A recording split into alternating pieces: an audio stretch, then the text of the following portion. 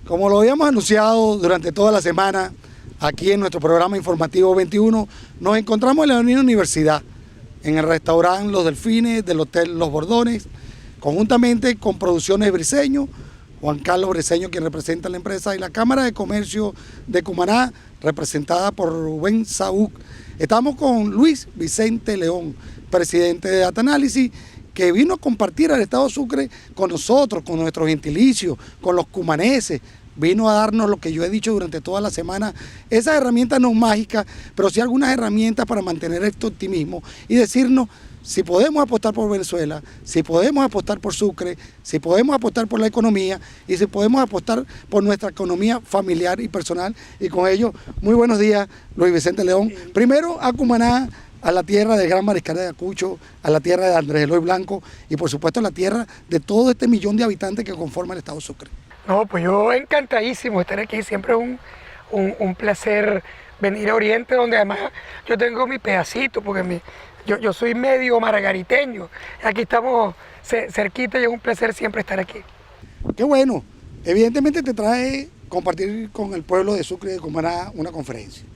El motivo de la conferencia, las perspectivas, ¿qué aspiras tú del sucrense, de la participación tuya en esta conferencia organizada, como dije anteriormente, por la Cámara de Comercio y Producciones Briceño? Mira, yo creo que lo clave es poder compartir un poco nuestra visión sobre el entorno económico y político venezolano. La idea es, primero, hacer una foto de la crisis, en efecto, que estamos viviendo, económica, política y obviamente el impacto que esa crisis está teniendo no solamente sobre nuestras empresas, sino también sobre las personas en común. Ánimos, la forma de pensar, sus decisiones de inversión, sus decisiones de vida. Y eso en el marco de un país que ha vivido N crisis en el pasado. Que por supuesto no es chévere vivir una crisis. Es siempre terriblemente complejo. Y hemos salido airosos de esa crisis del pasado. Y ahí viene el tema central. Nosotros hemos vivido muchísimas crisis, pero también hemos superado muchísimas crisis. Y yo creo que lo que me interesa más de la conversación de hoy es fundamentalmente hablar de cómo o qué es lo que han hecho aquellas empresas o personas que han logrado surfear las crisis en el pasado, que no se han dejado arrastrar por esa crisis. Y yo creo que tiene que ver fundamentalmente, primero, con entender la crisis en su justa dimensión, sin las pasiones, digamos, políticas, partidistas, sino simplemente, oye, ¿qué es lo que hay ahí? ¿Cuáles son las razones de la crisis? Para poder pasar al segundo paso, que es fundamentalmente abordarlo. Es qué hacer frente a una crisis, cómo eventualmente la abordamos económica y personalmente. Y luego, en el tercer nivel, es un poco también presentar cuáles son las oportunidades en el medio de esa crisis. Las crisis tienen dimensiones, tienen niveles.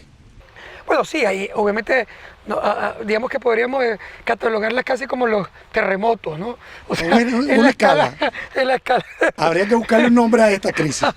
Bueno, te cuento que es la peor crisis que ha vivido Venezuela fuera de una guerra. O sea, sin que estemos sin duda la peor de la guerra federal. Sería la última escala.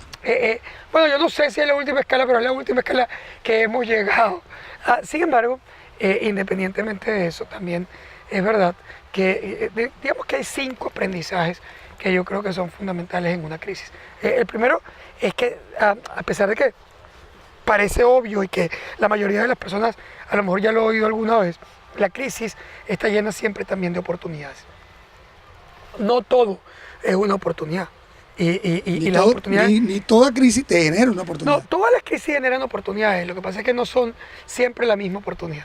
Y no todo el mundo la sabe leer o se le presenta frente a ella y la entiende. Porque quizás lo más difícil en una crisis es separar el ruido de las señales. O sea, estamos llenos de ruido. El ruido es, digamos, general. ¿Cómo separar ese ruido y ir a una señal en particular?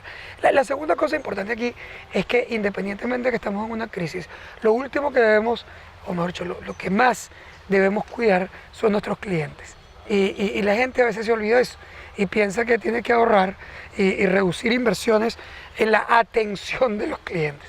Y eso es justamente lo contrario a lo que tenemos que hacer en el medio de una crisis, que es apuntar directo a mantener esa tabla de surf que es sin duda nuestro cliente. El tercer elemento es que en las crisis ya no es suficiente el sentido común. Ya no, es el olfato. No hay una tabla, no hay una regla, no hay un parámetro. Se surfea de acuerdo a... Tenemos que profesionalizar el análisis, tener información sofisticada, información profesional, debatir, discutir, buscar casos, incluso de alguna manera compartir en el ambiente con otros actores. Estadísticas y números. Estadísticas, números, pero también experiencias, qué es lo que otros están haciendo, qué le ha funcionado, etc. El cuarto nivel es que las crisis nunca son permanentes, las crisis siempre pasan. Entonces, gracias a Dios. Uno aquí tiene que a veces entender que en el medio de esa crisis se te van a romper platos y vasos y mesa de noche, pero que tú tienes que preservar fundamentalmente el casco del barco, porque lo clave es estar paradito, flotando, cuando pase esa tormenta. Y el quinto es que las crisis siempre vuelven. Las crisis pasan, pero también vienen. Y yo creo que esto es un elemento que para mí es fundamental en el entendimiento de la crisis. La crisis no es una coyuntura solamente. No es una cosa que te pasó porque qué mala suerte que me pasó. No, la crisis forma parte de la vida empresarial y de la vida personal a lo largo de tus ciclos. Por lo tanto, yo creo que más que tirarte a morir, es básicamente motivarte a enfrentarla, a superarla y a sacarle provecho, a tomar ventaja de ella. ¿Cómo tú apuestas en un estado, como es el estado donde nos estás visitando, el estado Sucre, que según el último censo, Instituto Nacional de Estadística, es el estado con mayor pobreza del país? De cada 100 sucrenses, 75 están entre pobreza y pobreza extrema. Y dentro de ese millón de habitantes, la masa laboral, el 80% lo absorbe el gobierno público, alcaldía y gobernación. Ante esta situación de dependencia gubernamental, ¿cómo nosotros podemos salir de la crisis, Luis? Mira, cuando tú miras lo que está ocurriendo en Sucre, por cierto, no es nuevo, es peor, pero no nuevo. Es decir, cuando tú miras básicamente lo que pasa, obviamente te entristece y además te da rabia, porque cuando tú miras esto, cuando tú miras el ambiente, tú dices, oye, qué desperdicio. Es decir, qué desperdicio que no haya la capacidad oficial de colocar los recursos, los estímulos y la infraestructura adecuada para poder aprovechar una belleza natural en un país que requiere desesperadamente de turismo. Profesionalismo, asesoría. Bueno, ha faltado muchas cosas, ha faltado una política integral, ha faltado recursos, ha faltado inversión, ha faltado educación, pero a eso voy. Es decir, estamos obviamente en una situación terriblemente compleja y de empobrecimiento a título de ingresos, a título de empleo, a título de mirar solo de salir al aeropuerto y mirar una planta como la planta de Toyota, que es una oportunidad espectacular de desarrollo de la zona, y mirarla prácticamente parada, como también mirar las procesadoras de pescado, como mirar las minas, las canteras, etc. Es decir, cuando tú lo miras, obviamente te estremece lo que ocurre.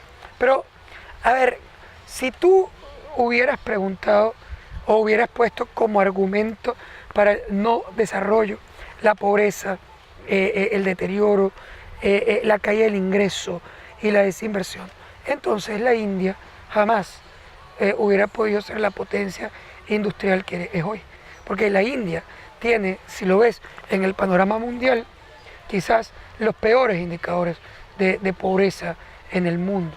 Y hablo en macro, es decir, la mayoría de la población india era y es todavía muy pobre. Y sin embargo, cuando tú miras hoy, cuando tú hoy preguntas qué podría ocurrir en el mundo si China desacelera su tasa de crecimiento, te volteas y dirías automáticamente, no pasa nada, porque la sustituiría de inmediato la tasa de crecimiento india. Y la tasa de crecimiento de India es la tasa de crecimiento más importante del mundo después de la China. Y en ese país absolutamente empobrecido se desarrolla el proceso más espectacular de crecimiento tecnológico, o de maquilas, o de servicio outsourcing para el resto del mundo. Pero también es ahí, en la India, lleno de una población paupérrima, donde también se ha desarrollado un proceso brutal de creación, de crecimiento, de turismo, pero también incluso de producción cinematográfica, que básicamente hoy arropa con creces la producción del resto del mundo. De manera que la pobreza no es una justificación para no hacer cosas, para no crear, para no desarrollarse, ni un karma. La pobreza, todo lo contrario, es una oportunidad para poder salir de ella, es una oportunidad para crear cosas, es un estímulo para ser creativo. Hablando, por ejemplo, de la India y de la pobreza, hay una película que a mí me encanta, que es Life of Pi, donde un muchachito hindú iba en un barco trasladándose hacia los Estados Unidos para vender el zoológico de su papá. Y resulta que naufragó el barco y él quedó en un barquito con un grupito de animales, dentro de los cuales estaba el tigre más feroz de la India, por lo menos de ese zoológico. Y al final la película arranca con un periodista como tú entrevistando a ese muchachito hindú ya grande para hacer una sola pregunta. Epa, ¿cómo fue que tú te salvaste? Si tú llevabas en ese barco nada más y nada menos que el tigre más feroz, y resulta que los otros barcos no iban nada y se ahogaron, se murieron, lo destruyó el sol. Y él respondió que ¿por qué? Bueno, porque yo llevaba un tigre en ese barco. A ver, ¿a qué mató a la mayoría de la otra gente que iba en esos barcos? Oye, estaban cansados, agotados, y que se quedaron dormidos y los arrastró el mar. ¿Quién se queda dormido con un tigre adentro del barco? Nadie. ¿Cómo es que tú no creas para ver cómo te salvas? Es decir, ahí está nuestro reto, es decir, cómo crear, cómo enfrentar lo que estamos viviendo. Y eso nos hace, en mi opinión, una población en Sucre, pero también en Venezuela, con una capacidad gigante de crear cosas y con una creatividad que a veces es muy superior a la que puede tener nuestra competencia. En lo micro, aquí hay mucha preocupación en Cumaná, en Carúpano, en Guiria, que estamos viendo cómo los comercios cierran la Santa María. Y la están abriendo, cierran y la abren, pero la abren para vendernos productos importados a precios totalmente inaccesibles para el sucrense, o para montar agencias de lotería, del triple, de parlay. Estamos perdiendo un comercio tradicional de venta de vestidos, zapatos, lencería y todo lo que conocemos en el ámbito comercial para poner juegos de azar y mercancía importada. Es una preocupación sumamente grande. Absolutamente, y un empobrecimiento, es todo el país. Y a eso añádele la inseguridad desbordada, y a eso añádele los problemas críticos de alimentación, y eso añádele el deterioro en la educación, y eso añádele el sentimiento de frustración, de miedo, de rabia que tiene la mayoría de la población en Sucre y en todo el país. ¿Cuántas veces te para la gente en la calle cuando reconocen a Luis Vicente León en Caracas, cualquier capital del mundo, está llegando de España, y te preguntan, te dicen, ¿cuál es la actitud de Luis Vicente León ante las personas que te utilizan como un comunicador, como un mecanismo de poder sacar de sí lo que quieren decir? Mira, para mí es simplemente un compromiso gigante que yo no busqué, que llegó, que está ahí, que me hace sentir, muy estresado a veces, porque oye, a mí me encanta, como todavía me siento como los chamos que están ahí pegados en las redes sociales y que escribe y que manda un chat o un Snapchat, o sea, que está completamente, pero de repente sientes que lo que estás diciendo ahí tiene un nivel de influencia importante y que impacta las decisiones de otras personas, y eso es una responsabilidad muy grande, igual como cuando escribo un artículo de opinión, o cuando hago Universal, en El Tiempo, o como cuando hago una declaración en un medio como el tuyo. Es decir, para mí es una gran responsabilidad, de manera que yo quiero cumplirla de la mejor manera posible, y lo hago primero casándome totalmente con la objetividad y la verdad. No importa que lo que yo esté diciendo no me guste, pero que siempre tiene que ser cierto, objetivo y veraz. Pero lo segundo es también poniendo la otra parte digamos, de la cara, de la moneda, también sobre la mesa. No todo es malo, también hay unas cosas buenas y que nosotros tenemos que recordar, porque si no recordamos las cosas buenas que nosotros tenemos, nuestra capacidad, nuestra belleza personal, de gente, pero también natural, a veces también nos olvidamos de por qué tenemos que luchar para... Hay algo que no se mide cuantitativamente, que es ese valor familiar.